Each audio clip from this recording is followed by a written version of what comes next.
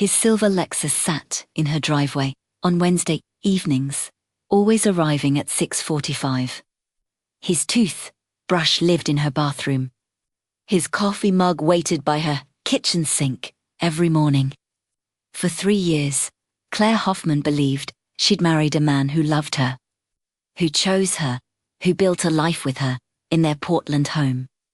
But on Southeast Division Street, she was only half his life. In Beaverton, 17 miles away, another woman called him husband. 2 children called him dad. Another house held his clothes, his photos, his promises. Michael Brennan didn't have an affair. He had a system.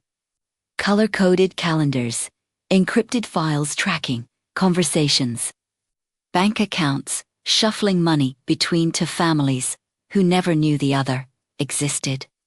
When both wives finally met, they discovered something worse than betrayal. They'd been parts of a carefully managed operation. 2 performances running simultaneously, neither knowing they shared a stage. This is the story of how one man built 2 complete lives, and how 2 women had to destroy everything they thought was real to find the truth.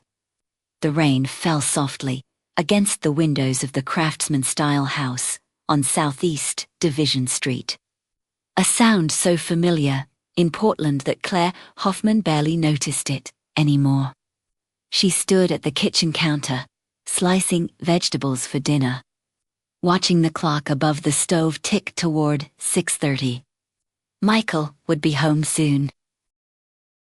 He was always home by 7 on Wednesdays. At 52, Claire had learned to appreciate the small certainties in life. A dependable husband, a mortgage nearly paid off, Wednesday dinners that ran like clockwork. She had married Michael Brennan 3 years ago, at an age when most of her friends were celebrating anniversaries measured in decades, not years. Her first marriage had ended badly. Her ex-husband's alcoholism had made every day unpredictable and exhausting. Michael was different. Michael was steady. The front door opened precisely at 6:45, and Michael's familiar voice called out from the entryway, "Honey, I'm home." Claire smiled despite herself. The phrase was so deliberately old-fashioned, so sweetly earnest, that it never failed to warm her. Michael appeared in the kitchen doorway, raindrops still clinging to his grey wool coat. À 55. He maintained the trim build of someone who took care of himself. Morning runs along the Willamette River, careful attention to what he ate. His salt and pepper hair was styled neatly, and his blue eyes crinkled at the corners when he smiled at her. "How was your day?" Claire asked, turning to accept his kiss on the cheek. "Long meetings with the Seattle office," he said, loosening his tie. Michael worked as a regional sales director for a medical supply company, a position that required frequent travel up and down the I-5 corridor. "I'm exhausted." "This smells amazing, by the way." Claire returned to her vegetables. "It's just chicken stir-fry, nothing fancy." "Everything you make is fancy to me," Michael said, already heading toward the stairs. "I'm going to Bedonnington. There's a routine." This was their life. And Claire had never been happier. She had met Michael at a fundraiser for the Portland Art Museum, an event her friend Sandra had dragged her to 2 months after her divorce was finalized. Claire had been standing alone near a Georgia O'Keeffe painting, wondering how soon she could politely leave, when Michael had appeared beside her. "She painted this one in New Mexico," he'd said, gesturing to the canvas. 1943, right in the middle of the war. Claire had turned to look at him, surprised by the genuine interest in his voice, rather than the performative knowledge dropping she'd expected. "You know O'Keeffe's work?" "My mother was an art teacher," Michael had replied with a self-deprecating smile. "I absorbed more than I realized as a kid." "I'm Michael, by the way," They had talked for an hour. Then, too, by the end of the evening, Claire had forgotten about leaving early. Michael was intelligent, attentive, genuinely interested in what she had to say. He asked about her work as a speech therapist at Roosevelt High School, and he actually listened to her answers. When he'd asked for her number, Claire had surprised herself by saying yes immediately. Their courtship had been refreshingly adult. No games, no drama. Michael called when he said he would call. He planned thoughtful dates, a jazz concert at the Schnitzer, dinner at La Pigeon, a weekend trip to the coast. He introduced her to his friends, a group of professionals around his age, who welcomed Claire warmly. He spoke openly about his previous marriage, which had ended in divorce 8 years earlier. "We married too young," he'd explained over dinner one night, 3 months into their relationship. Grew in different directions. It was amicable, really. No kids to complicate things. Thank God. We both just wanted different lives. Claire had appreciated his honesty. Her own divorce had been anything but amicable, and Michael's calm acceptance of his past felt mature and healthy. When Michael had proposed after 18 months of dating, Claire had cried with happiness. They were married in a small ceremony at the Japanese Garden in Washington Park, with 40 guests and cherry blossoms falling like snow. Claire's daughter from her first marriage, Jessica, had served as her maid of honor, though at 28 and living in Boston. Jessica hadn't been able to spend much time getting to know Michael before the wedding. "He seems great, Mom," Jessica had said during a rare phone call. "I'm happy for you. You deserve someone who treats you well." Now, 3 years into the marriage, Claire still felt that same contentment. Michael was attentive without being smothering. He traveled for work often, usually 3 or 4 days a week, but he called every evening when he was away. He remembered important dates, brought her flowers for no reason, and listened when she talked about the challenges of working with students who struggled with speech impediments and learning disabilities. "Dinner's ready," Claire called up the stairs. Michael appeared moments later, in jeans and a navy sweater, looking relaxed and comfortable. They sat at the dining room table, a beautiful walnut piece they'd found at an antique store in Selwood, and talked about their days. Michael described a difficult client meeting in Seattle. Claire vented about the school district's latest budget cuts. "They're talking about reducing therapy sessions from twice a week to once a week," she said, frustration evident in her voice. "These kids need consistency. 1 session a week isn't enough. Can you push back?" Michael asked, refilling her wine glass. "Talk to the principal. I've tried. It's coming from the district level. Budget constraints, they keep saying." Claire sighed. "I hate feeling helpless." Michael reached across the table and squeezed her hand. "You're not helpless. You're one person fighting against a broken system. That takes courage." This was what Claire loved about him. He didn't minimize her feelings or offer empty reassurances. He acknowledged the difficulty and reminded her of her strength. After dinner, they watched a documentary on PBS, Michael's arm around her shoulders on the couch. At 10:30, they went upstairs to bed. Michael set his alarm for 5:30. He had an early meeting in Eugene the next morning and would need to leave by 6:15. "I'll try not to wake you," he whispered as they settled under the covers. "You never do," Claire murmured, already drifting toward sleep.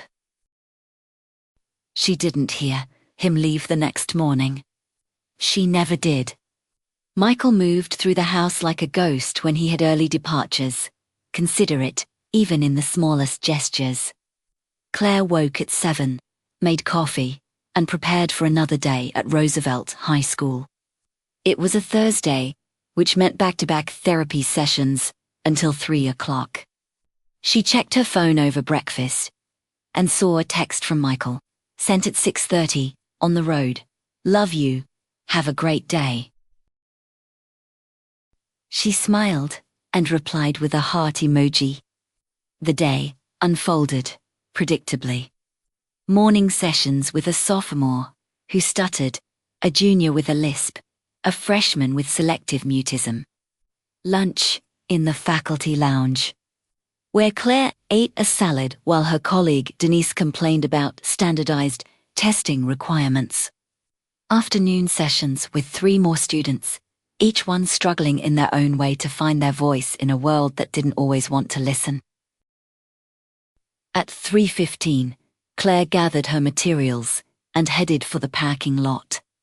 The October sky was the particular shade of grey that meant rain was coming, the kind of grey that defined Portland autumns. She climbed into her Honda CR-V and started the engine, already thinking about dinner. Maybe pasta tonight, something simple. Her phone rang as she pulled out of the parking lot, an unfamiliar number with a 503 area code.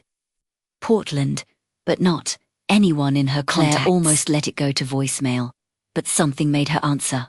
"Hello, is this Claire Hoffman?" The voice was female, strained, uncertain. "Yes, this is Claire. Who's calling?" There was a pause, a breath. Then, "My name is Rachel Brennan.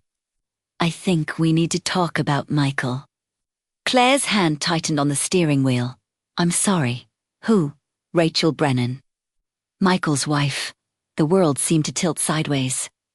Claire pulled into a parking space, hands shaking. "I don't understand." "I'm Michael's wife." "No," the voice said, quiet but certain. "You're not." "I am. And I think we've both been lied to for a very long time."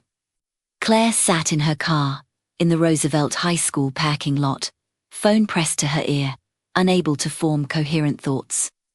The rain that had been threatening all afternoon finally began to fall, drops spattering against the windshield in an accelerating rhythm. "Are you still there?" Rachel's voice was gentle, almost apologetic. "I don't." "This doesn't make sense," Claire managed. "Michael and I have been married for 3 years. We live together. On Southeast Division. He's my husband. We've been married for 17 years, Rachel said. We live in Beaverton. We have 2 children. Emma is 15, Tyler is 12. Children. Michael had children. No, that couldn't be right. Michael had told her he'd never had children, that his first marriage had ended before they'd started a family. Claire's mind raced through 3 years of memories, searching for evidence, for cracks in the story she'd been told. "He told me he was divorced," Claire said. 8 years ago. No kids." "He's not divorced." Rachel's voice broke slightly. "I'm looking at our wedding photo right now. June 14th, 2008, St. Mary's Cathedral. Parents paid for everything." Claire felt nausea rising in her throat. "Why are you calling me?" "How did you even get my number?" "I found it in his phone. This morning, while he was in the shower. There were text sweet messages, plans for dinner. I didn't understand at first. I thought maybe it was a work colleague, maybe someone he was, I don't know, having an affair with. But then I saw Love You, and I looked you up online. Your Facebook is public. I saw your profile picture, the 2 of you, at what looks like Powell's bookstore. And your relationship status says married to Michael Brennan." Claire's hands were shaking so badly she could barely hold the phone. "Where is he now?" "That's what I want to know," Rachel said, her voice hardening. "He left this morning around 6:30. Said he had meetings in Eugene all day and wouldn't be home until late tonight. That's what he always says on Thursdays. Eugene meetings. He told me the same thing, Claire whispered. He texted me at 6:30, said he was on the road. The silence that followed was heavy with the weight of shared realization. Two women, sitting in different parts of Portland, understanding simultaneously that the man they'd both trusted had constructed two entirely separate lives with the precision of an architect. We need to meet, Rachel said finally. Face to face, I need to understand how this happened. How long has he been with you? We met 4 years ago. Married 3 years ago last June. Claire's voice sounded hollow to her own ears. He said his first wife I guess he said the marriage ended amicably. No children. He said you both wanted different things. We have children, Rachel repeated, and this time there was anger beneath the pain. 2 beautiful children who worship their father. Emma just made the high school volleyball team, and he went to every game. Tyler plays piano. Michael helped him practice every Sunday morning. We're a family. We've always been a family. Claire felt something breaking inside her chest, a splintering sensation that radiated outward. I don't understand how this is possible. He lives with me. He's home most nights. We share a bed, a life.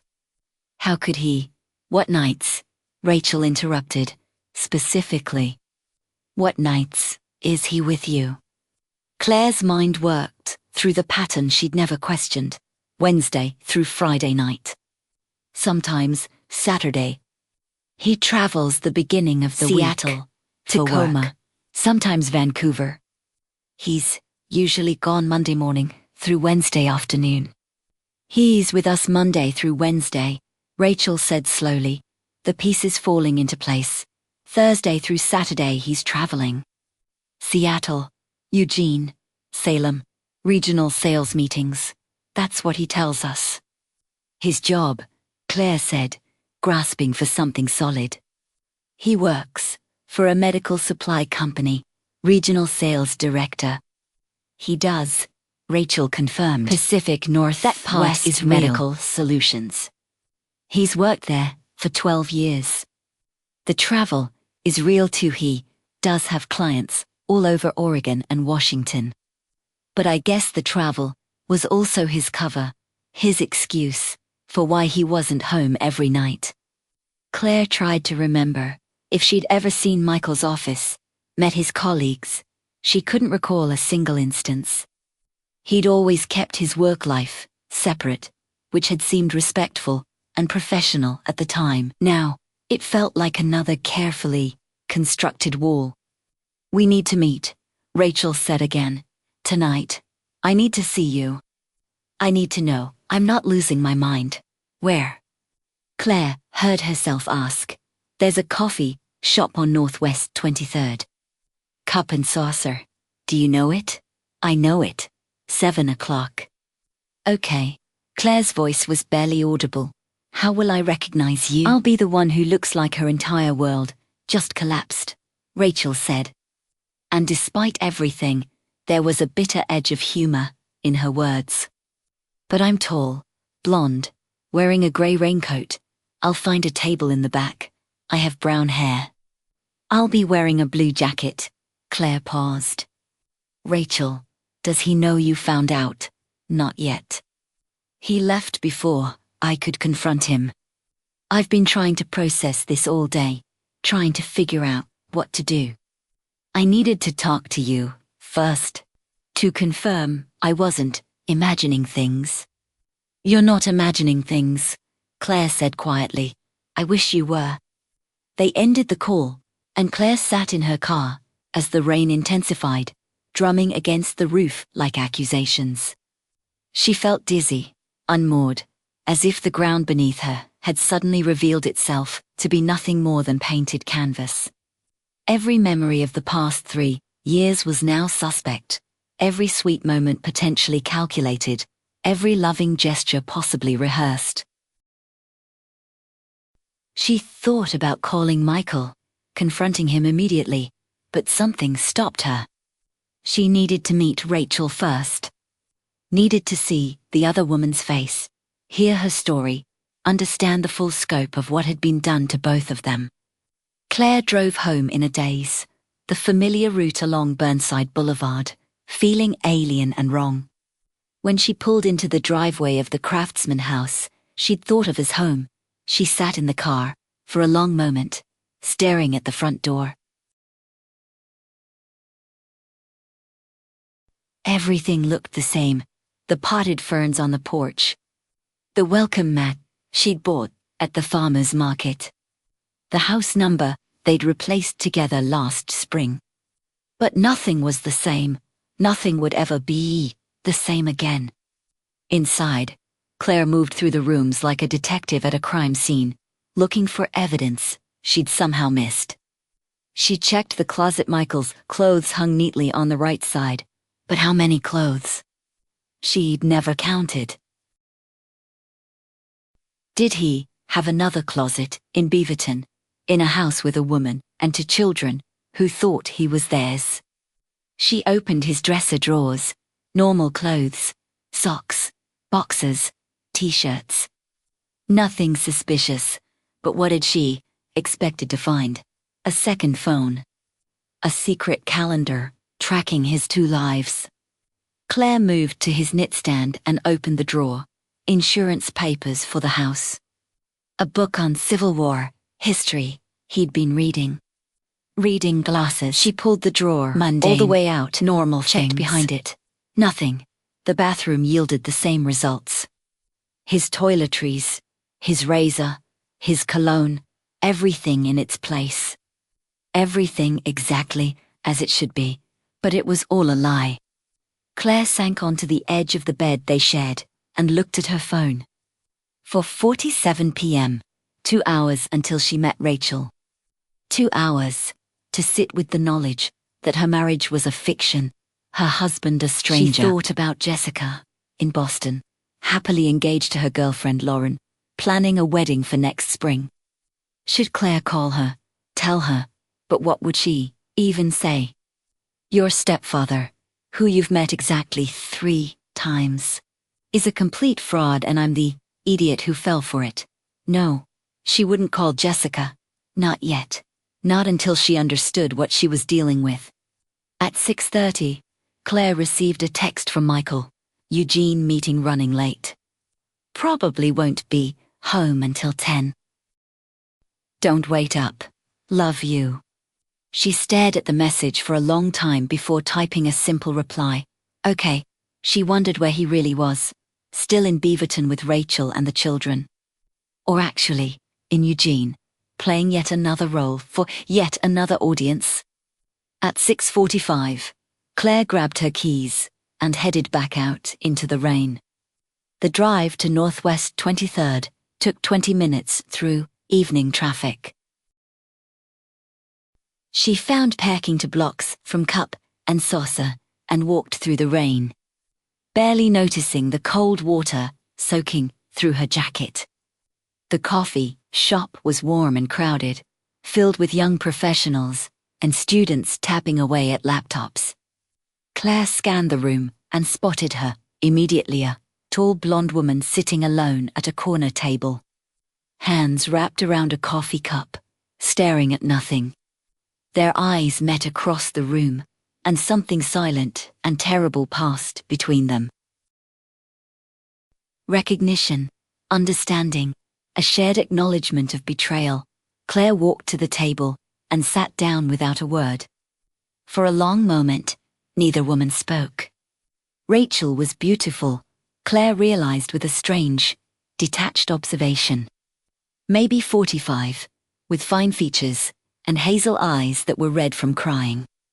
She wore expensive-looking clothes, a cashmere sweater under her raincoat, simple gold jewelry. This wasn't some affair Michael had been carrying on. This was another wife, another life, another love. I don't know where to start, Rachel said finally, her voice hoarse. Neither do I, Claire admitted. Rachel pulled out her phone and opened her photo gallery. This is our wedding day.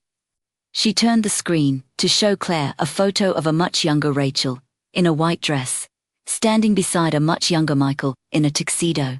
They looked happy. They looked real. Our honeymoon in Hawaii. Another photo. Michael and Rachel snorkeling, laughing. Emma's birth, Tyler's first birthday, last Christmas. Photo after photo, year after year. A family, a life. A history that stretched back nearly to decades. Claire felt tears burning her eyes. How long has he been doing this, living to lives? I don't know, Rachel said, setting down her phone. When did you meet him? 4 years ago, at a museum fundraiser. Rachel's face went white. 4 years. God, I was pregnant with Tyler. For years before that, we were buying our house. She paused, planning our future. Did he ever mention working in Seattle a lot? Round 2021. He said he had a lot of clients there, traveled up there weekly. That's when it must have started, Rachel said slowly. He started traveling more around then. Said the company was expanding, needed more regional coverage. I never questioned it. Why would I? He was providing for his family, working hard. I trusted him completely. What does he tell you about his schedule? Claire He's home Monday, Tuesday, Wednesday. Works from home on Monday's conference, calls, and paperwork. Goes into the Portland office on Tuesday, Wednesday. Then travels Thursday through Saturday, sometimes Sunday. He always calls when he's on the road. Every night. He does the same with me, Claire said. Calls every night when he's traveling. God, he must have a system. A schedule. He probably has charts somewhere, tracking which lie he's told to which wife. Rachel's hands were shaking. Did you ever talk about having children? No, I have a daughter from my first marriage, but she's 28 and lives in Boston. Michael always said he was glad he'd never had kids, that it wasn't something he wanted. He has kids, Rachel said, her voice breaking. Beautiful, smart, loving kids who think their dad hung the moon. Emma wants to be a marine biologist. Tyler plays piano like a dream. They're real, they're innocent, and they're going to be destroyed by this. The use of Claire's name felt intimate and wrong at the same time. These were two strangers bound together by their shared victimization, forced into an impossible intimacy, a man who had lied to them both. What do weather Claire? Do we confront him together? Do we go to the police? Is this even illegal? Bigamy is illegal in Oregon, Rachel said. I looked it up this afternoon. It's a class A misdemeanor. But proving it requires proving he knowingly married both of us. And I don't know if either of us wants to put this in the legal system, not with kids involved. Claire thought about her own marriage certificate, filed away in the Home Office. We have a marriage license from Multnomah County 3 years ago. So do we, Rachel said. From 2008, which means your marriage isn't legal. He was still married to me when he married you. The words hit Claire like a physical blow. Not only had Michael been living a double life, her marriage wasn't even real. She wasn't his wife at all. She was his victim, his accomplice, his secret. I need to see him, Claire said suddenly. I need to look him in the face and ask him how he did this. How he woke up every morning and made a choice to keep lying. We both need to see him, Rachel said. Together. When? Rachel pulled out her phone and typed quickly. I just texted him. Said there's an emergency at home and he needs to come back tonight. Let's see what he says. They waited in tense silence. 2 minutes passed, then 5, Rachel's phone buzzed. She read the message aloud. What's wrong? Is everyone okay? I can be there by 9. Text him back, Claire said. Tell him everyone's fine, but you need him home. Don't give him a chance to prepare a story. Rachel typed, just come home, please. Another minute of waiting. Then, on my way. I love you. Rachel looked up at Claire, her eyes swimming with unshed tears. He signs his texts to you the same way, doesn't he? Every single one, Claire whispered. They sat together, in the coffee shop, two women who had never met before today. Bound together by betrayal and the awful knowledge that the man they'd both loved had never really existed at all. They decided to meet at Claire's house. It seemed safer. More neutral. Rachel's home was filled with children who didn't need to witness their father's exposure. And Claire's empty craftsman on Southeast Division could contain the confrontation without innocent casualties. Rachel followed Claire's car through the rain-slicked streets of Portland. Both women driving in stunned silence, their minds racing with questions that had no good answers. When they pulled into Claire's driveway, Rachel parked on the street and sat in her Mercedes SUV for a long moment before getting out. Inside the house, the two women stood awkwardly in the living room, suddenly hyper-aware of the intimacy of the situation. This was Claire's home with Michael. The couch, where they'd watched movies together. The bookshelf they'd assembled on a Sunday afternoon. The rug they'd argued about at IKEA before deciding it was perfect. Can I get you something? Claire asked, then immediately felt ridiculous. What did you offer someone in this situation? Coffee? Wine? An apology for unknowingly participating in the destruction of their family.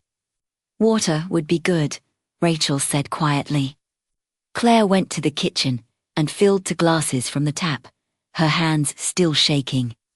When she returned, Rachel was standing by the fireplace, looking at the photos on the mantel. Claire and Michael at Crater Lake, Claire and Michael at a friend's wedding, Claire and Michael on their honeymoon in Vancouver. We have almost the same pictures, Rachel said softly.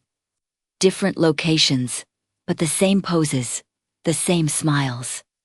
He's performed this relationship twice, hasn't he? The same script, different actresses. Claire handed her the water and sank onto the couch. I keep trying to remember if there were signs, things I missed. But I can't find them. He was perfect, Rachel. Attentive, thoughtful, reliable. He never gave me a reason to doubt him, Rachel said, sitting in the armchair across from her. 17 years of marriage, and I never suspected. Not once. That's what makes this so sickening. I pride myself on being observant, on knowing people. I'm a real estate agent. I make my living reading people, understanding what they're not saying. And I missed this completely. How did you find out? Claire asked. You said you saw my number in his phone, but what made you look? Rachel took a sip of water, her eyes distant. This morning, I was doing laundry. I grabbed his jeans from the bathroom and felt something in the pocket. It was a receipt from a restaurant on Dina, that Peruvian place downtown. Dated last Friday night. Michael told me he was in Seattle last Friday. So I thought maybe he'd stopped in Portland on his way back, grabbed dinner alone, but the receipt showed 2 entrees. 2 glasses of wine, a shared dessert. We went to Ondina last Friday, Claire said, the memory suddenly poisonous. Michael said he had a late meeting that got cancelled and wanted to take me somewhere special. I know, Rachel said. Because, when I asked him about it this morning casually, just mentioned I'd found a receipt, he said it must have been from weeks ago, that he couldn't remember. He kissed me goodbye and left for work like everything was normal. But something felt off. So I did something I've never done in 17 years of marriage. I went through his phone and found me. And found you. Your number saved under Claire. PT office. PT, for physical therapy, I assume, in case I ever saw it. But the messages they were the same messages he sends me. The same expressions, the same pet names. Even the same emoji combinations. Claire felt sick, let me guess. Heart emoji, followed by the house emoji. Rachel's face crumpled. Yes, that's his signature. Home artist, Alwese. Except he has two homes. Two hearts, car doors slammed to complete outside. Lives. Both women tensed, rising simultaneously. Through the front window, they could see Michael getting out of his silver Lexus sedan, his face concerned and hurried as he jogged through the rain toward the front door. Are you ready for this? Rachel asked, her voice steadier than her hands. No, Claire admitted, but I don't think we have a choice. The front door opened. Michael had his own key. Of course, Sandy called out as he entered. Claire, honey, what's wrong? Your text sounded. He stopped dead in the entryway. His eyes moved from Claire to Rachel, then back again. For just a moment, his face went completely blank, stripped of all expression. Then, with visible effort, he arranged his features into confusion. Rachel, what are you doing here? Did something happen with the kids? The kids are fine, Rachel said, her voice like ice. We're all fine, Michael, or we were, until about 6 hours ago. Michael looked between the two women, his mind clearly racing, searching for an exit, a story, an explanation that might still salvage this. I don't understand what's going on. Claire, why is Rachel here? Sit down, Michael, Claire said, surprised by the steadiness in her own voice. We need to talk about your two lives, your two wives, your two homes. She watched the blood drain from his face for 3 seconds, maybe 5. He stood frozen in the entryway, rainwater dripping from his coat onto the hardwood floor. Then he seemed to deflate, his shoulders sagging. His expression shifting from confusion to something that might have been resignation or might have been calculation. Let me explain, he said quietly. Please do, Rachel said, her voice sharp. Explain how you've been married to both of us. Explain how you've been coming home to me and our children Monday through Wednesday, then coming home to Claire Thursday through Saturday. Explain how you've maintained two complete lives for years without either of us knowing. I'm genuinely curious about the logistics. Michael moved slowly into the living room, like a man approaching a cliff edge. He didn't sit. Instead, he stood near the fireplace, his back to the photos that documented his double life. It started as a mistake, he said, and both women made sounds of disbelief. He held up his hands. I know how that sounds, but it's true. 4 years ago, I was traveling constantly for work. The company was expanding, and I was under enormous pressure to grow the territory. I was barely home. Rachel, you remember we were fighting constantly about my schedule. Don't you dare blame this on our marriage having problems, Rachel said, her voice shaking with rage. Every marriage has problems. Normal people don't solve them by secretly marrying someone else. I'm not blaming you, Michael said quickly. I'm trying to explain how it happened. I was lonely. I was stressed. And when I met Claire at that fundraiser, I wanted to be someone else for a night. Someone without all the pressure and responsibility, so I didn't mention I was married. I told myself it was just one evening, one conversation with a kind woman who made me feel interesting and valued. But it wasn't just one evening, Claire said. No, Michael admitted, because she called, and I answered. And I told myself I could manage. It'd have someone in Portland who made me feel alive, someone separate from my real life. I never meant for it to go so far. You married her, Rachel said, her voice breaking. You stood in a ceremony and made vows. You bought a house together. You built a life. That's not an affair that got out of hand, Michael.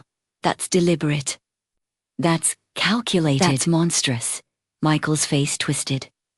I know. But by the time we'd been dating for a year, I didn't know how to tell Claire the truth. I'd already lied about being divorced, about not having children. If I'd told her then, I would have lost her, and I couldn't stand the thought of that. She made me happy, in a way I hadn't felt in years. So you made me part of your lie, Claire said, her voice hollow. You made me complicit in your betrayal of your actual wife and children.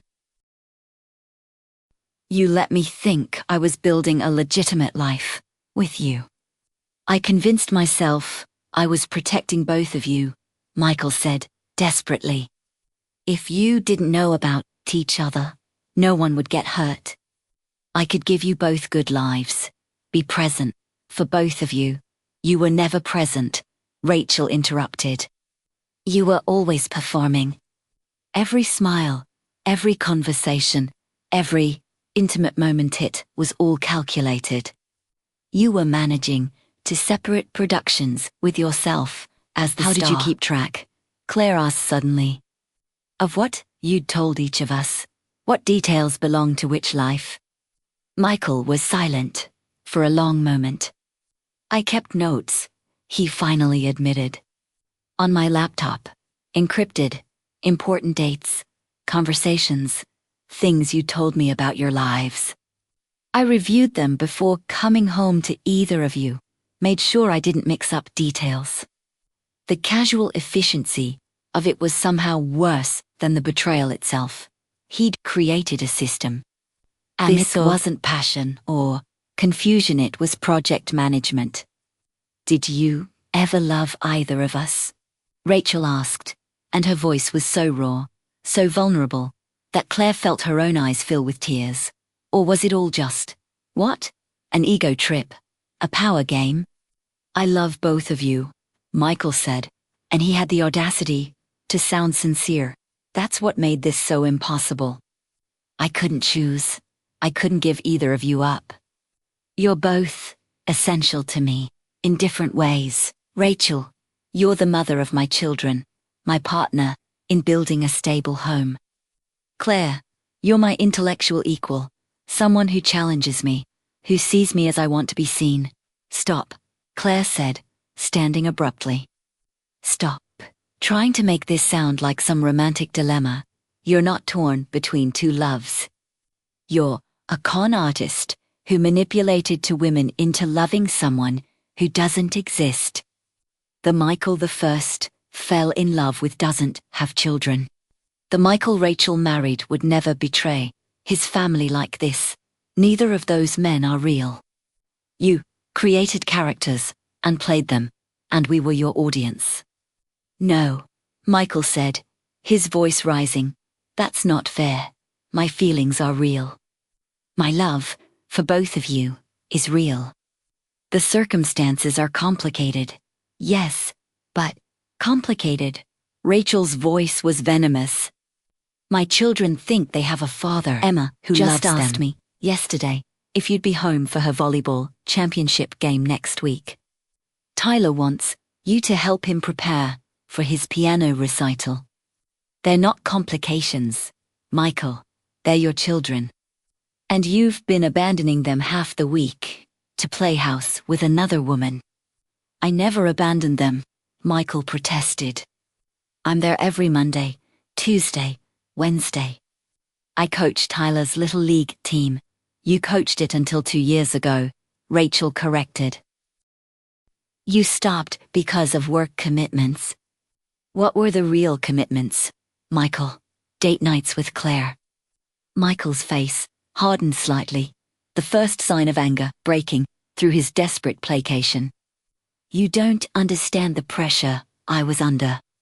Maintaining 2 households, 2 lives, making sure both of you were happy and provided for. Nobody asked you to do that. Claire shouted, surprising herself with her vehemence. Nobody forced you to marry me while you were still married to Rachel. You made these choices, Michael. Every single day for years, you woke up and chose to lie to both of us. What I don't understand, Rachel said, her voice dangerously quiet, is how you slept at night. How you made love to both of us, told us both you loved us, and never once felt enough guilt to confess. What kind of person does that? Michael slumped against the wall, and for the first time, he looked genuinely broken. A coward, he said quietly. A selfish coward who wanted everything and didn't care who got her, as long as it wasn't me. The admission hung in the air. At least it was honest. I need you to leave, Claire said. Get out of this house. Get your things and go. Where? Michael asked, and the question would have been funny if it weren't so pathetic. I don't care, Claire said. A hotel. Your car. Hell. Juste get out. We need to figure out what happens next, Rachel said, her real estate agent's practicality surfacing, even through the emotional devastation, legally, financially. We need to know what you've done with money, property, accounts. How much of our lives is built on fraud. I'll tell you everything, Michael said quickly, whatever you need to know. I'll cooperate fully, but please, can we do this calmly? Can we be rational about get out? Claire repeated. No, before I call the police and report you for bigamy. Michael looked at Rachel. The kids, when do I tell them? How do I? You don't, Rachel said flatly. Not tonight. Not until I figure out how to explain to them that their father is a fraud without destroying them completely. You stay away from my house until I tell you otherwise. Michael nodded slowly, defeated. He moved toward the stairs. I need to get some clothes. Leave them, Claire said. Get out now, or I'm calling 911. It looked like Michael might argue. Then, he simply turned and walked out the front door, leaving it open behind him. They heard his car start, watched through the window as he pulled away into the rainy Portland night. The house was silent except for the sound of rain and to women breathing. What do we do now? Claire asked, her voice small. Rachel turned to look at her, and despite everything, the betrayal, the anger, the devastation, there was something approaching compassion in her eyes. We figure out how to survive this, Rachel said, together. The next 72 hours passed in a blur of revelations, each more disturbing than the last. Claire and Rachel became unlikely partners in excavating the ruins of their lives, spending hours on phone calls and meeting in coffee shops to compare notes, share documents, and piece together the full scope of Michael's deception. Rachel arrived at Claire's house Saturday morning with a banker's box full of files. 17 years of financial records, she said, setting the box on the dining room table. I've been going through them all night. There are things here that don't make sense. Money moving around, accounts I didn't know existed. They spread the documents across the table: tax returns, bank statements, credit card bills, investment accounts. Claire contributed her own 3 years of paperwork, and together, they began to map Michael's financial double life. He has 4 bank accounts, Rachel said, marking them on a legal pad. Joint account with me at Wells Fargo, joint account with you at US Bank, and 2 personal accounts at different credit unions that neither of us were told about. Why would he need secret accounts? Claire asked. To move money between lives without either of us seeing, Rachel said. Look at this. Every month, he withdraws $5,000 from our joint account, allegedly, for business expenses. But I'm seeing deposits of similar amounts into one of his personal accounts, then transfers to your joint account labeled as paycheck deposits. Claire felt sick. He was taking your money and giving it to me. Rachel, I didn't know. I thought. I know you didn't know, Rachel said, her voice tired but not accusatory. That's his specialty. Keeping everyone in the dark. But look at this tax return from last year. He claimed Emma and Tyler as dependents, which makes sense. But there's also a deduction for home office expenses at an address on Southeast Division. This address, Claire said, understanding dawning. He was writing off this house on your tax returns. He was using your family's tax deductions to pay for his life with me. And probably vice versa, Rachel said, pulling out another document. I'm betting when we see his individual return, the one he must have filed separately for his business, he's claiming this house as his primary residence to get tax benefits here too. They spent the morning following money trails and discovering the extent of Michael's financial manipulation. He'd taken out a home equity line of credit on Rachel's house in Beaverton without her knowing the funds were being used to help purchase the Craftsman on Southeast Division. He'd maintained a car insurance policies, paying for both from different accounts. He'd even set up separate health insurance policies, Rachel and the children on one plan through his employer.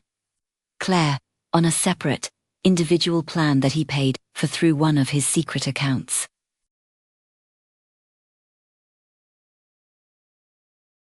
The organization required to maintain this is staggering, Claire said, rubbing her temples. How did he remember all of it? How did he not slip up more often? The notes, Rachel said darkly. Remember? He kept encrypted files tracking everything. This wasn't impulsive, Claire. This was planned and maintained with the same attention someone would give to running a business. Around noon, Rachel's phone rang. She glanced at the screen and her face went pale. Itegate Emma. I told her I had to work today, but... She answered, putting on a voice that was artificially bright. Hey, sweetheart. What's up? Claire could hear the teenage girl's voice through the phone, though not the words. Dad, Rachel's voice faltered. Honey, Dad's on a business trip. He'll be back Monday. No, I don't know why he's not answering his phone. He's probably in meetings. Emma, stop. We can talk about this later. Because I said so. She hung up, her hands shaking. She wants to know where Michael is. Tyler apparently tried to call him last night to ask a question about his homework, and Michael didn't answer. They're getting suspicious. What are you going to tell them? Claire asked. I don't know, Rachel admitted, her eyes filling with tears. How do you explain something like this to children?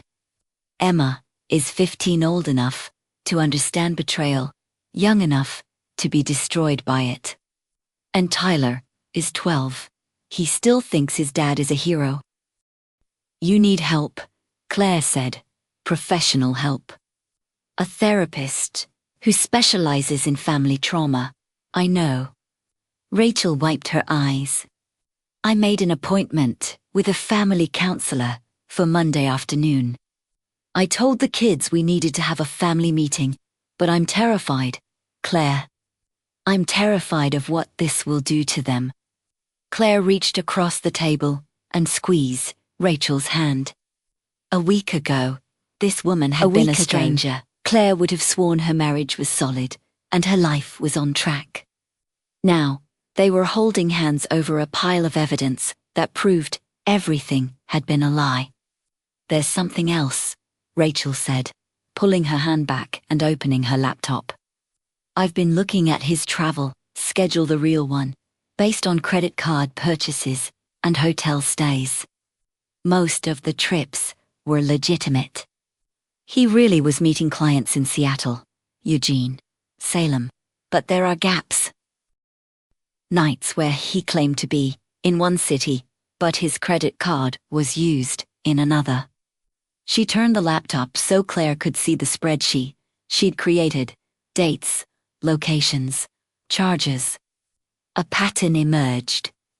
Last October, Rachel said, pointing to a cluster of entries. He told me he was at a conference in San Diego, 3 nights. But his credit card shows purchases in Portland. Where was he? Claire pulled out her phone and checked her calendar app. He told me. I remember he was because I was annoyed he'd missed my school's open house night. She looked up. Was he with another woman? Is there a third person? I don't think so, Rachel said slowly. I think he was here in Portland, but not with either of us. Look at the charges there, all for one person. Single hotel room. Meals for one. I think he was resting.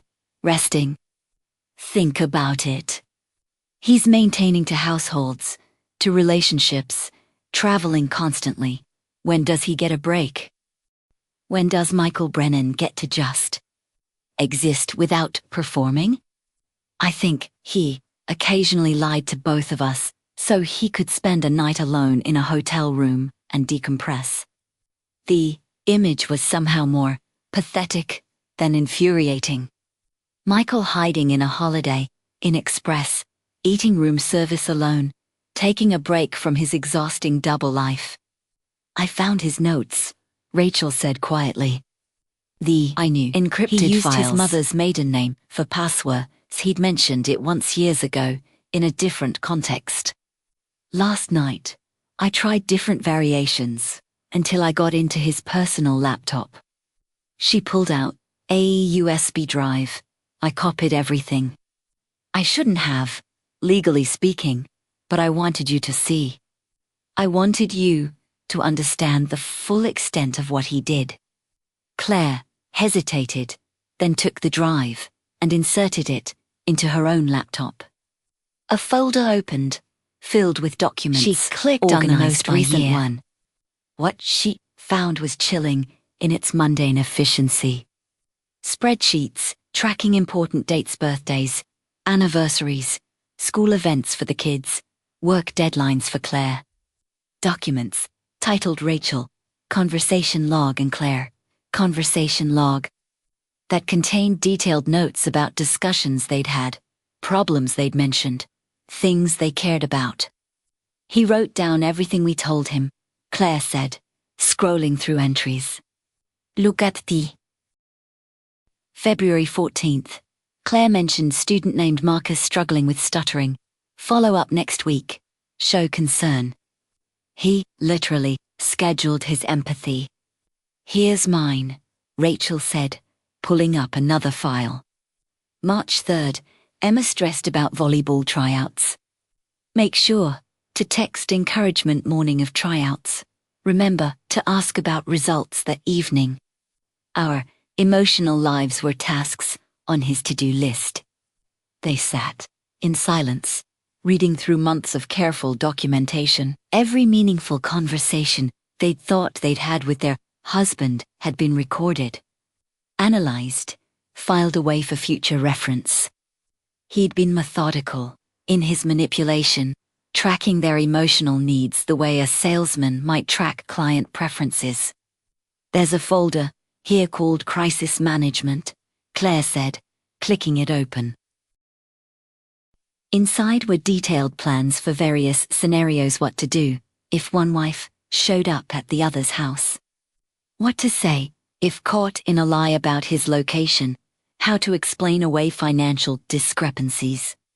He literally planned for getting caught, Rachel said, her voice hollow. Look at this document. If Rachel discovers Claire, followed by a step-by-step script for how to minimize damage and keep both relationships alive. Did he think this could last forever? Claire wondered. Did he have an endgame? Or was he just going to keep lying until he died? Rachel pulled up another document. He did have an endgame. Look at this. It's dated 3 months ago. It's a plan to gradually end his marriage to me by manufacturing problems and leading me to believe divorce was my idea. Claire leaned over to read.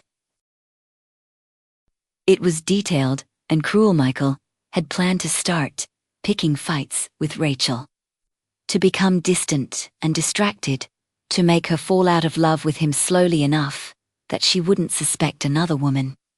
He'd calculated it would take 18 months to make Rachel want to leave him, at which point he'd agree to a divorce and maintain a relationship with the kids while being free to fully commit to Claire. I'm going to be sick, Rachel said, pushing away from the table. She made it to the kitchen sink before vomiting, her whole body shaking with the force of it. Claire brought her water and a towel, standing beside her while she recovered. We need to stop, Claire said. This is too much. We need to take a break. No, Rachel said, wiping her mouth. I need to see all of it. I need to see Tommy Kildrin. I need to understand the full scope before I decide what to do about it. What can we do about it? Claire asked. Legally, I mean, is there any recourse? I talked to a lawyer yesterday, Rachel said, family law attorney. Bigamy is a Class A misdemeanor in Oregon, punishable by up to a year in jail and a $5,000 fine.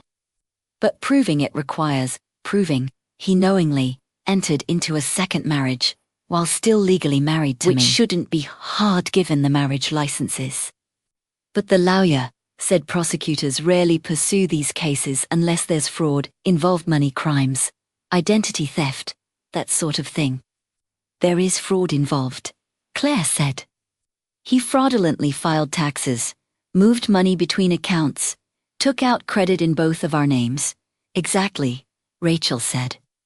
Which means, if we wanted to, we could press charges and probably get him convicted. But do we want to? It was the central question. Revenge versus mercy, justice versus pragmatism, public exposure versus private resolution. If we press charges, it becomes public record, Rachel continued. My children's names will be in court documents. Emma and Tyler will have to deal with their friends knowing, their school knowing. The newspapers would cover it. Local businessman convicted of bigamy makes for a good headline. But if we don't press charges, he gets away with it, Claire said, and faces no legal consequences. There are other consequences, Rachel said. I'm divorcing him. That's non-negotiable. He'll lose his family, his home, his relationship with his children. That's punishment enough. In some ways. What about me? Claire asked. Legally, I was never married to him. Our marriage isn't valid, but I changed my name. I filed taxes as a married person. Do I face put him legal on my consequences, insurance for policy unknowingly at participating in fraud? The lawyer said no. Rachel reassured her. You were a victim of fraud, not a perpetrator. You believed in good faith that your marriage was legal. You won't face charges. But I'm still complicit, Claire said softly. Even if I didn't know, I was the other woman, Rachel. I destroyed your marriage. No, Rachel said firmly. Michael destroyed my marriage. You were a victim too. We both were. They spent the rest of the afternoon going through more documents, finding more evidence of deception. By evening, they had a complete picture of Michael's double life, the financial manipulation, the careful scheduling, the documented lies, the calculated emotional management. I need to go home, Rachel said finally, packing up the documents. The kids are expecting me for dinner, and I need to prepare for Monday's family meeting. I need to figure out how to tell them their father is a liar without destroying their ability to trust anyone ever again. Can I help? Claire asked. I know it's weird, but if you need someone to talk to, Rachel looked at her for a long moment. You know what's strange? I should hate you. You're the woman my husband had an affair with, married while he was still married to me. But I can't hate you, because you were victimized too. He lied to you just as comprehensively as he lied to me. We're in this together, Claire said. Whether we want to be or not, Rachel nodded. I'll call you after the family meeting on Monday, let you know how it goes. After Rachel left, Claire sat alone in the house that suddenly didn't feel like home anymore. Every object was contaminated by Michael's lies. The couch they'd picked out together. The dishes they'd received as wedding gifts. The bed where he'd held her and whispered that he loved her. All of it had been based on fraud. Claire's phone buzzed. A text from Michael. Can we talk? Please. I need to explain more. I need you to understand. She stared at the message for a long time before typing a reply. There's nothing you can say that would make this better. Leave me alone. His response came immediately. I love you. That was never a lie. Claire turned off her phone and poured herself a glass of wine. She sat in the darkening house, rain pattering against the windows, and tried to figure out how to rebuild a life from the ashes of a marriage that had never existed at all. Monday afternoon, Rachel sat in her living room in Beaverton with Emma and Tyler. A family therapist named Dr. Sarah Chun sitting in the armchair across from them.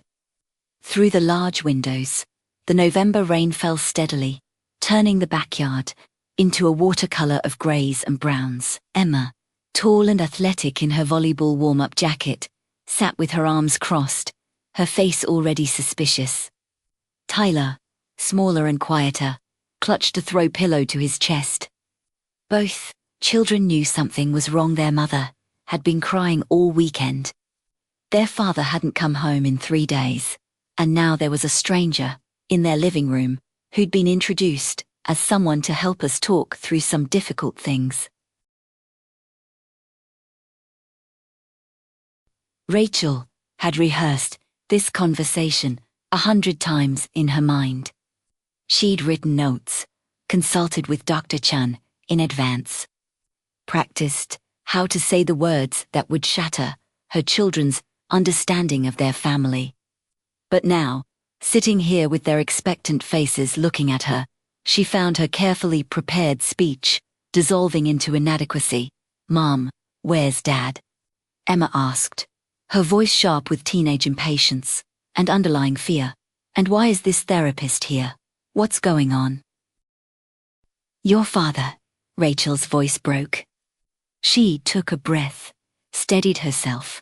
Your father has been lying to us for a very long time about something very serious. Is he sick? Tyler asked immediately, his face going pale. Does he have cancer? Is he dying? No, sweetheart, he's not sick. But our family is going to change because of what he's done, and I need you both to listen carefully while I explain. Dr. Chun leaned forward slightly. Tyler, what your mom needs to tell you is going to be shocking and difficult to hear. I'm here to help you process your feelings and to make sure you know that none of this is your fault. Okay? Both children nodded, their expressions shifting from confusion to fear. Rachel folded her hands in her lap to stop them from shaking. For years ago, your father met a woman named Claire. He told her he was divorced and didn't have children. He dated her, and eventually, he married her. Emma's face scrunched in confusion. That doesn't make sense. He's married to you. Yes, Rachel said, tears starting to fall despite her efforts to remain composed. He is. He's been married to both of us. He's been living to separate lives, spending Monday through Wednesday here with us, and Thursday through Saturday with Claire in Portland. He's been lying to all of us about where he is and what he's doing. The silence that followed was absolute. Tyler's mouth opened slightly, but no sound came out. Emma stared at her mother as if she'd started speaking a foreign language. That's insane, Emma finally said.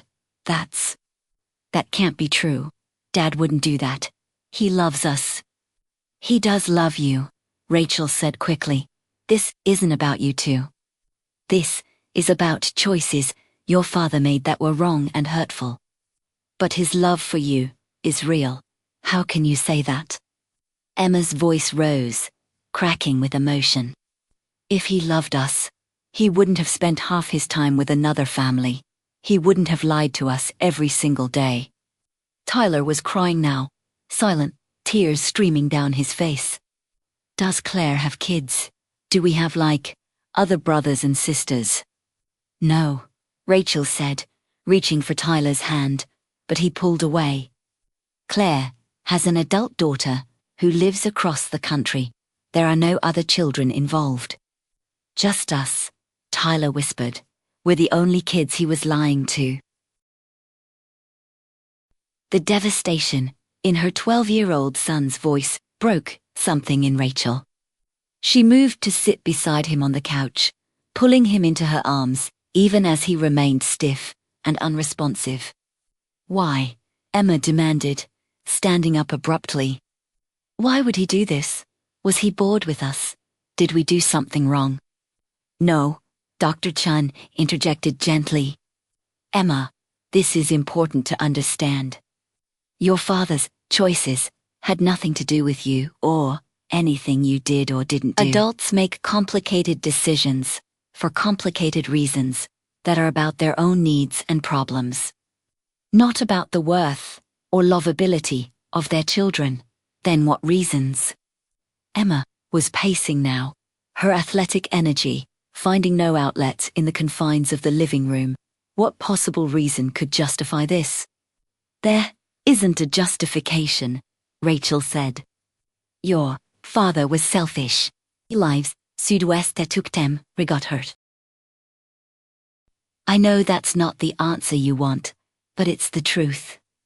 Where is he now? Tyler asked, his voice muffled against his mother's shoulder. He's staying in a hotel. I both total you burst. I wanted you to hear it from me, and I wanted Dr. Chun here to help you process your feelings. I don't want to see him, Emma said flatly, ever again. You might feel differently, in time, Dr. Chun said. Right now, you're angry and hurt, which is completely valid, but your father is still your father. That relationship doesn't just disappear, even when trust is broken. Watch me, Emma said, her jaw set in a way that reminded Rachel painfully of Michael. He chose to break this family. He doesn't get to be my dad anymore. Tyler pulled away from Rachel and looked at her with red-rimmed eyes. Are you getting divorced? Yes, Rachel said. Your father and I will not be staying married after this. What about Claire? Tyler asked, the name foreign and uncomfortable in his mouth. Is she divorcing him too? Claire's situation is complicated, Rachel said carefully. Legally, her marriage to your father isn't valid because he was already married to me. But yes, they're separating. Good, Emma said viciously. I hope he ends up alone. I hope both of you leave him and he is nobody. Emma, Rachel started. No, don't, Mom. Defend him. Don't tell me he deserves our understanding or our forgiveness. He lied to us every single day for years. Every time he said he was traveling for work, Every time he missed one of my games because of a meeting, every time he said he loved us all lies. I'll never forgive him for that. Never. She stormed upstairs, and a moment later they heard her bedroom door slam. Tyler remained on the couch, looking small and lost. I don't understand how he had time, Tyler said quietly.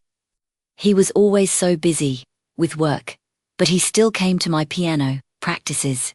He helped me with my homework. How did he fit in another whole family? He was very organized, Rachel said, the words inadequate for the calculated manipulation Michael had employed. He planned everything carefully. Does Claire know about us now? Tyler asked. Yes, she's known since last Thursday. This has been devastating for her too. Is she nice? The question surprised Rachel. I think so, she said honestly. She's a speech therapist at a high school. She thought she was in a legitimate marriage. She didn't know about us. Tyler processed this. So she's a victim too. Yes, Rachel said, grateful for her son's capacity for empathy, even in his pain. She is, I think. Tyler's voice wavered. I think I want to talk to Dad, not because I forgive him. But that's okay, because I have Rachel questions, said, pulling him close again. Whenever you're ready, we can arrange that. Dr. Chun can be there, if you want. They sat together, while the rain continued outside, mother and son holding each other, in the wreckage of their family. Across town, Claire sat in her principal's office at Roosevelt High School, explaining why she needed to take a week of personal leave. Family emergency, she said, the euphemism grossly inadequate. I need some time to handle some legal matters. Principale Morison, a kind woman in her 60s, who'd been at Roosevelt for 30 years, studied Claire's face. Are you okay? You look like you haven't slept. I haven't, Claire admitted. Not really. Not since Thursday. Take 2 weeks, Morrison said. And Claire, whatever you're dealing with, I hope you have support. Don't try to handle everything alone. Claire nodded, not trusting herself to speak without crying. That evening, she met Rachel at a lawyer's office downtown. They'd retained separate attorneys, but agreed to coordinate their approaches to dealing with Michael. Rachel's lawyer, Margaret Chen, no relation to Dr. Chun, they'd discovered, was a sharp woman in her 50s who specialized in complex divorce cases. Claire's lawyer, Robert Walsh, handled fraud and identity cases. Let's talk strategy, Margaret said, spreading documents across the conference table. Rachel, you're filing for divorce on grounds of fraud and extreme cruelty. Oregon y a no fault divorce state, but the grounds matter for property, division, and support determinations. What am I entitled to? Rachel asked. Potentially a lot, Margaret said. Michael used marital funds to establish and maintain a second household. That's dissipation of marital assets. You could argue for a significantly larger share of the marital estate as compensation. There's also the issue of child support hilo that regardless and potentially spousal support given the length of the marriage and his fraud. What about Claire? Rachel asked. Margaret glanced at Robert, who took over. Claire's situation is different. Because her marriage to Michael isn't legally valid, she's not entitled to spousal support or property division as a spouse. However, she may have claims based on fraud and breach of contract. If she can prove financial losses stemming from Michael's deception, and we believe we can pursue civil damages. I changed my name, Claire said. I'll have to change it back. I put him on my health insurance policy, which means I may have committed insurance fraud even though I didn't know. We'll handle it, Robert assured her. You're a victim here. We'll make sure you don't face any negative legal consequences. What about criminal charges? Rachel asked. For the bigamy. Margaret and Robert exchanged glances. Sur your decision, Margaret said. We've consulted with the Multnomah County DA's office. They'd likely prosecute if you wanted to press charges, but we want to make sure you understand the implications.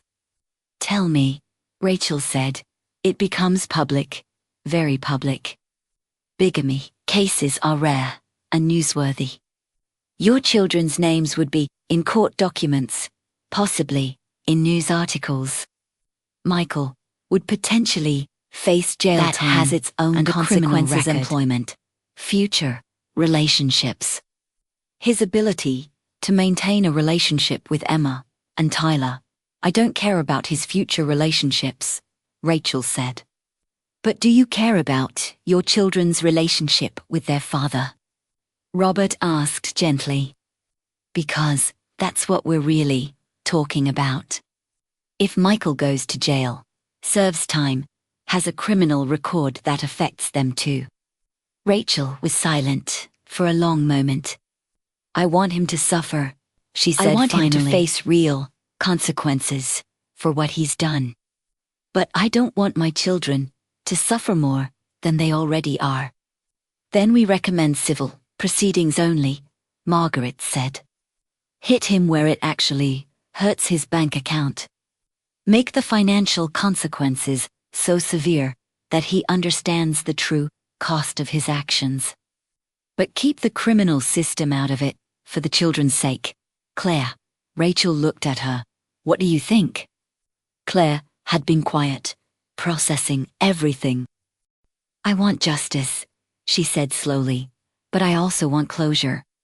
I want to rebuild my life without this hanging over me for years while a criminal case works its way through the courts. I think we should pursue maximum civil damages and make sure he can't do this to anyone else, but leave criminal charges off the table. Rachel nodded slowly. Okay, civil route. But I want him destroyed, financially. I want him to understand that there's a price for what he did. We can meet, Margaret said. 2 weeks later, Claire and Rachel met for coffee at a shop in southeast Portland. Neutral territory, where neither of them had memories with Michael. It had become something of a routine. They met twice a week to coordinate legal strategies and, increasingly, just to talk. How are the kids? Claire asked, as they settled into a corner table. Tyler's seeing Dr. Chun twice a week, Rachel said. He's processing things slowly but healthily, asking good questions. Emma's angrier. She refuses to see Michael or talk about him. My lawyer says that's normal. For teenagers who feel betrayed, they often react more strongly than younger kids. Has Michael tried to contact them? Constantly. Texts, calls, letters. Emma blocks him on everything. Tyler reads the messages but doesn't respond. Dr. Chun says to let them control the pace of reconciliation, if it ever happens. What about you? Claire asked. How are you doing? Rachel took a sip of her latte, considering.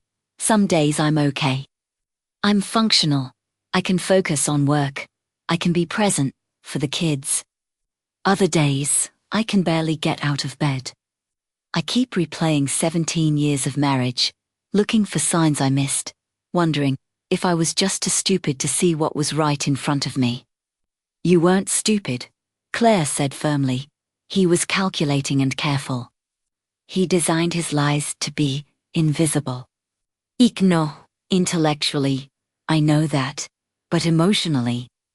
Rachel shook her head. I feel like an idiot. I feel like a homewrecker, Claire admitted, even though I didn't know. Even though I was lied to, I still feel like I destroyed your marriage. You didn't destroy anything, Rachel said. Michael destroyed it. You and I, we're both casualties of his selfishness.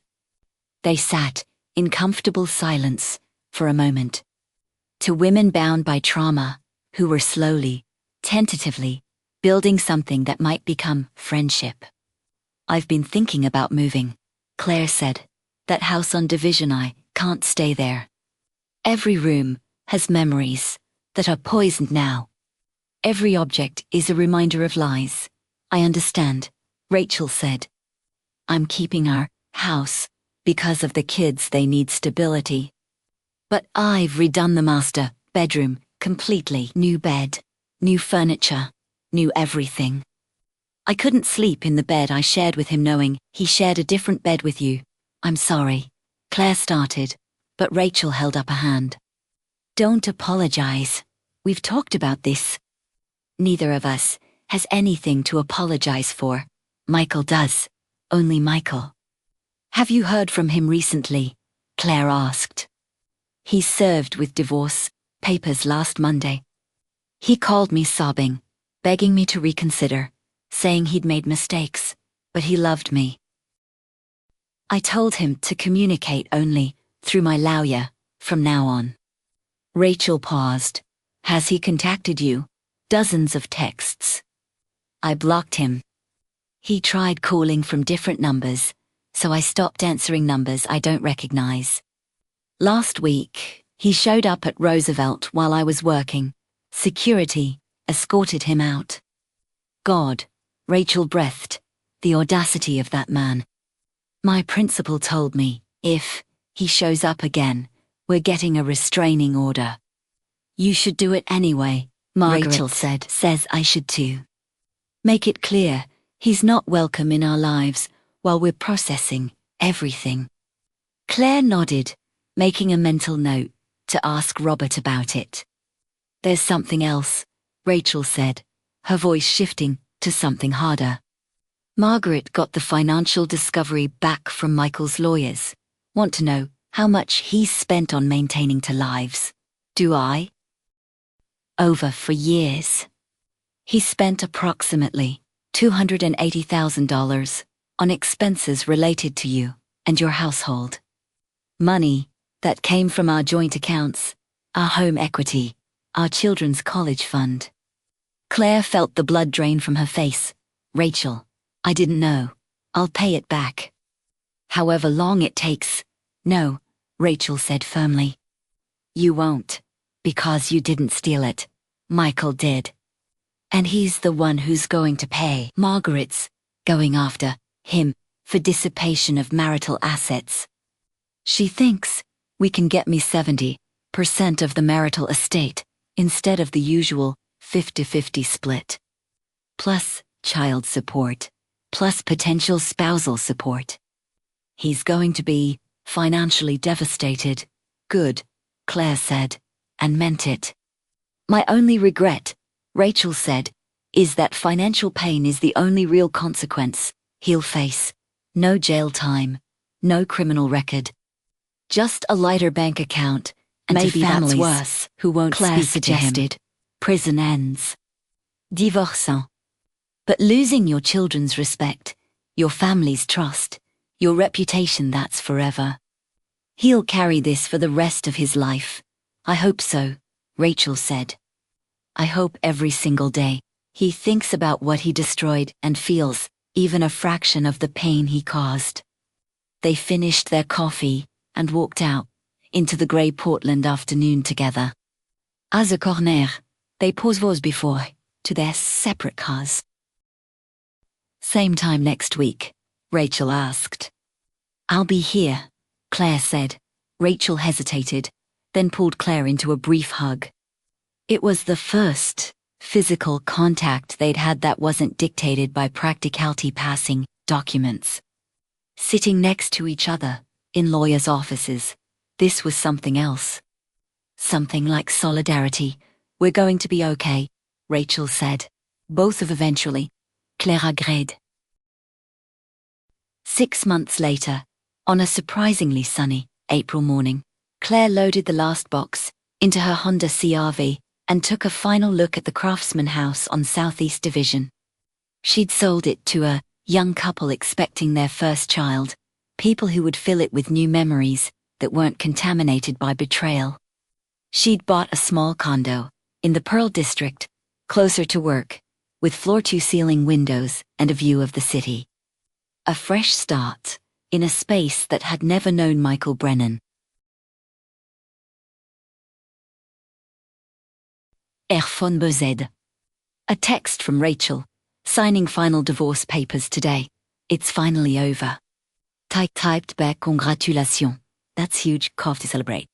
Absolutely, Claire smiled. Over the past 6 months, her relationship with Rachel had evolved into genuine friendship. They'd supported each other through the worst of the legal proceedings, celebrated small victories, and held each other up on the bad days when the weight of betrayal felt unbearable.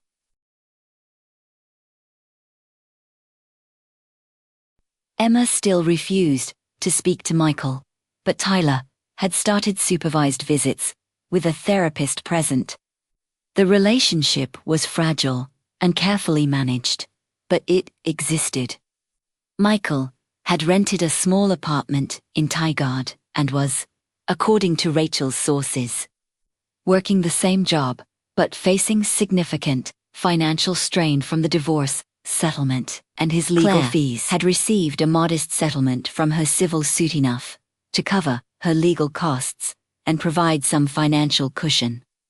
While she rebuilt, she'd changed her name back to Hoffman, updated all her documentation, and worked with the school district to resolve the health insurance issue. No charges had been filed against her, and her employment had never been in jeopardy. She'd also started therapy with a counselor who specialized in trauma from intimate partner manipulation. It was helping, slowly, to rebuild her sense of trust and her confidence in her own judgment. "You're not broken," her therapist had said in their last session. "You're healing. There's a difference."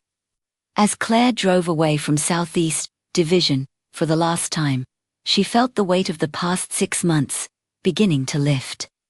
She wasn't healed yet. That would take time, maybe years, but she was healing, and that was enough.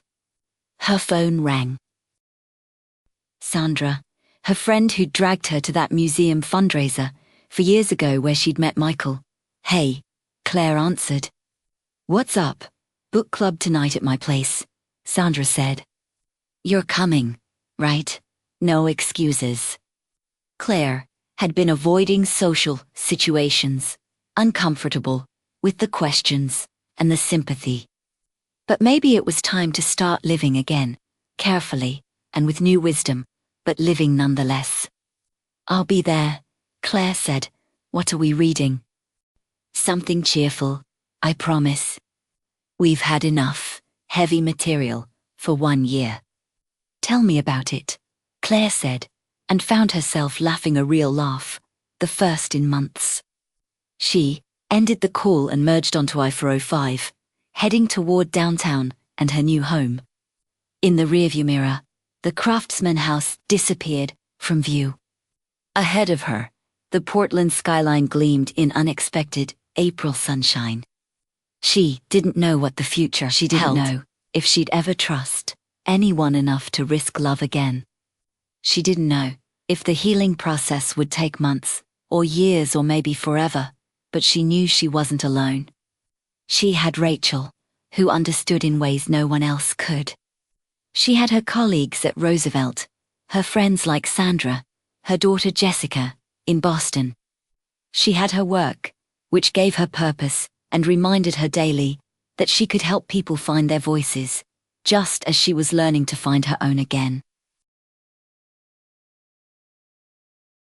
Most importantly, she had herself scarred, but not broken.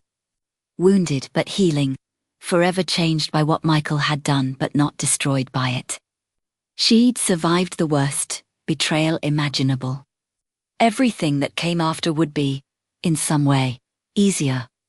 Claire turned up the music and drove toward her new life, leaving the lies and the broken pieces behind her, where they belonged in the past, where they could no longer hurt her.